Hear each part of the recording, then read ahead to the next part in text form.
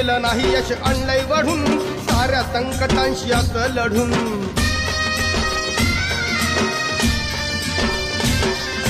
कुणी केलं नाही यश आणलंय वढून साऱ्या संकटांशी असं लढून जिद्द होती म्हणून डावलंय करून बसणार नाही लाचार बनून येत नव्हतं